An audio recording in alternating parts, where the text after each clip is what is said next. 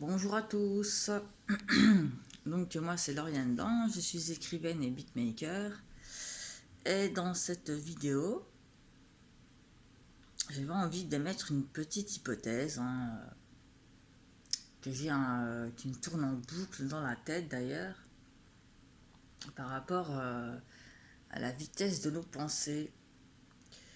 Euh, D'après les neurosciences, enfin d'après ce que j'ai pu comprendre, les pensées conscientes iraient à 2000 bits seconde.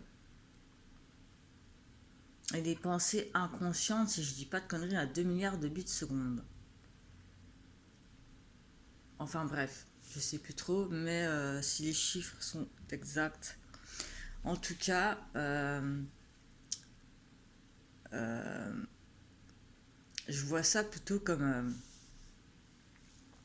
après, c'est une hypothèse, c'est pas une réalité, c'est pas une vérité en soi, c'est juste ce que je pense. Mais je me dis que déjà le subconscient, quand on dort, euh, on voit des images, il y a un film qui se fait. Et du coup, déjà pour qu'il y ait un film, il faut 24 images secondes. 24 images par seconde. Donc du coup, le subconscient, il crée des films, il crée des rêves, des cauchemars qui vont à 24 bits secondes obligatoirement. Parce qu'on a, on a le truc qui défile. Par contre, au niveau du conscient, quand on pense, on dirait que c'est des pensées qui sont fractionnées. Et j'ai envie de dire, plus on y prête attention, et plus on se rend compte que les pensées vont extrêmement vite et sont tellement fractionnées euh, qu'on retient que des bribes. On peut retenir que des bribes en fait, parce que le cerveau, c'est comme un disque dur, il est limité. Alors que l'esprit, lui, il n'est pas limité.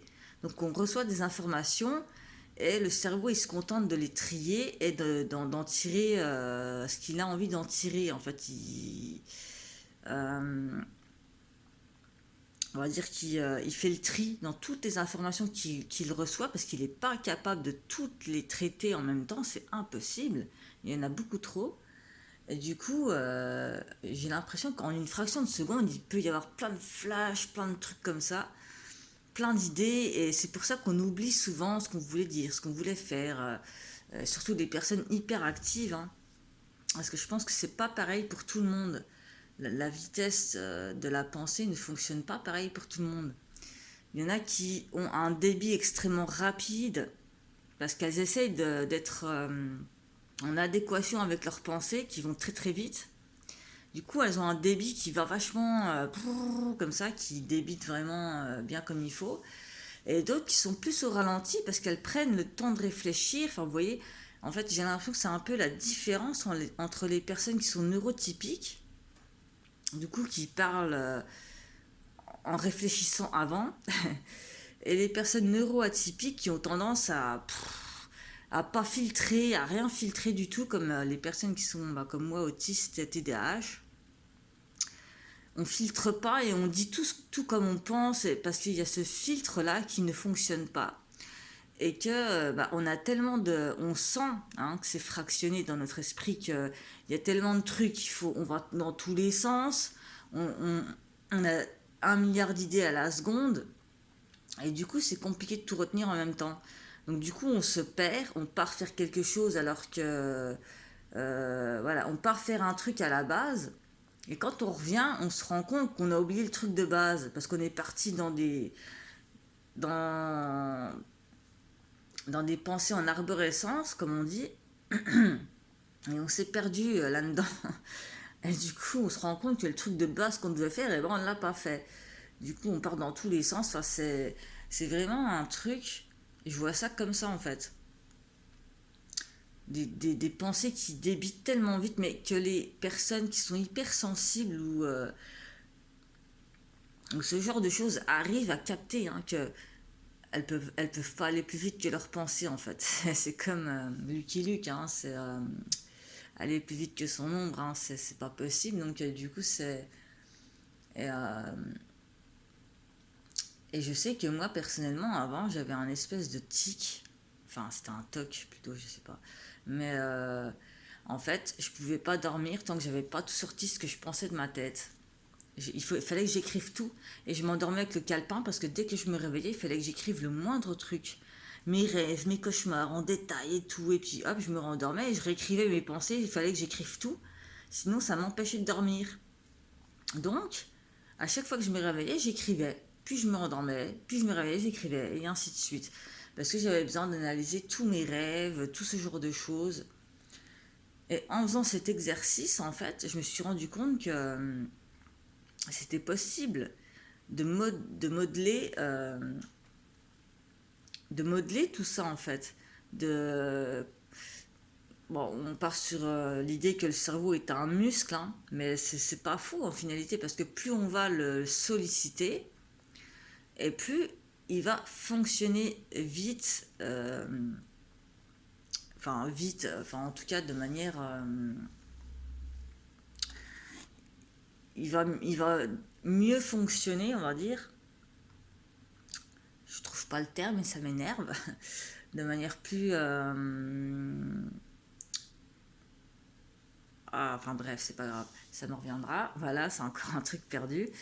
Euh, et du coup, c'est bizarre de faire ce genre de truc. Mais moi, je sens que j'ai des pensées fractionnées et que je sais même pas comment expliquer ça. Je peux pas toutes les mettre. On est obligé d'en oublier, en fait. Il y en a tellement qu'on est obligé d'en oublier. Le cerveau, il n'est pas fait pour l'esprit. Enfin, pour moi, ça a toujours été un peu comme ça, en fait. C'est, il y a quelque chose qui communique à notre esprit, et notre esprit, hein, communique à notre cerveau. Et comme le cerveau, il est limité, c'est comme un disque dur. Là, il y a certains soit 1 Tera, soit 5 Tera, enfin qu'importe la mémoire, la quantité de mémoire qu'on peut engrammer, mais plus on fait cet exercice et plus on active cette mémoire-là. Et plus on retient, et plus le cerveau est performant, c'est le mot que je cherchais, voilà. Et plus le cerveau devient performant. Alors je sais pas si ça vous le fait aussi, mais c'est vrai que de tout écrire comme ça, eh ben, le cerveau, à force, on le module et on se rend compte en fait qu'il y a vraiment tellement plein de choses qui nous arrivent en même temps que si on n'écrit pas tout de suite, on oublie. On oublie. Mais bon, vous pensez bien qu'on peut pas écrire toute notre vie avec un calepin, voilà. Mais c'est rien que les rêves, hein. Rien que de faire ça, de se lever, parce qu'on oublie nos rêves par la suite. Si on les écrit pas sur le coup, on les oublie. Et c'est parce que le cerveau, il retient que les choses qui nous sont importantes et essentielles. Ça dépend de la mémoire des personnes, hein. Les personnes qui ont des mémoires traumatiques ou ce genre de choses, un peu comme moi, et qui sont sélectives, et ben voilà. Donc du coup, c'est un bon exercice que de faire ça, que d'écrire, euh, enfin voilà, de nos pensées, ce qui nous vient à l'esprit, parce qu'on ne peut pas tout retenir, c'est pas possible. C'est comme si notre esprit c'était une banque de données universelle dans l'univers qui était en expansion comme ça, et ben, que notre cerveau, lui, ben, il est limité, donc il peut pas tout recevoir, il peut pas tout capter. Et donc notre cerveau, en fonction de notre mode de fonctionnement, de comment on fonctionne, ben, c'est traité de telle ou telle manière. Voilà, pour qu'on construise nos phrases, hein, parce qu'on ne parle pas comme ça. On dit que c'est notre cerveau qui pense, mais moi je suis pas de cet avis-là en fait. Le cerveau, c'est comme bah, quand on a construit le PC, on s'est mis un peu à la place. Voilà, En finalité, le cerveau, il se contente de recevoir les informations d'ailleurs, de l'esprit, qui va lui les réceptionner ailleurs et ainsi de suite. Et le cerveau, lui, se contente de les classer, ces informations-là. Il classe, il, il fait des répertoires, des dossiers, des sous-dossiers, des machins, enfin, voilà, un peu comme le PC, quoi. Et du coup, eh ben, voilà, il enregistre ce qu'il peut enregistrer selon sa mémoire, et si on ne travaille pas sa mémoire, si on ne travaille pas tout ça, eh ben, on ne se rend pas compte de ça. Mais on aimerait... il y a tellement de choses qui défilent qu'on aimerait tout retenir, mais c'est pas possible en fait. C'est juste impossible. Et c'est assez dommage d'ailleurs parce que il y a des choses, bon, quand les choses importantes nous font défaut, hein, qu'on oublie, bien souvent on les retrouve plus tard. Donc ça c'est aussi assez étrange comme truc. Mais ça reste un mystère, hein, de toute façon. Ça reste un mystère pour l'instant en tout cas. Euh, mais oui, c'est très étrange tout ça.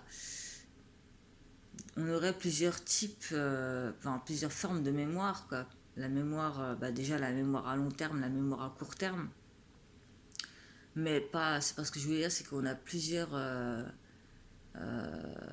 vitesses de pensée selon le conscient, l'inconscient, le subconscient et tout ce genre de choses. Et je pense que rien ne fonctionne à la même vitesse, mais que tout est... c'est un peu comme les maths, hein. Ils se mettent dans une espèce d'équation pour coexister tous ensemble, hein, le subconscient avec l'inconscient, avec le conscient. Et du coup, il y a tout qui... comme une équation, hein, mathématique, comme ça, bah, qui se fait selon le mode de fonctionnement de la personne. Encore une fois, c'est propre à chaque personne, à la pensée de chaque personne, enfin, aux pensées de chaque personne. Et c'est un espèce de mécanisme. Enfin, moi, je vois ça comme ça, mais en fait, voilà, c'est tout, en fait. Pourquoi pas, hein? Merci de votre attention.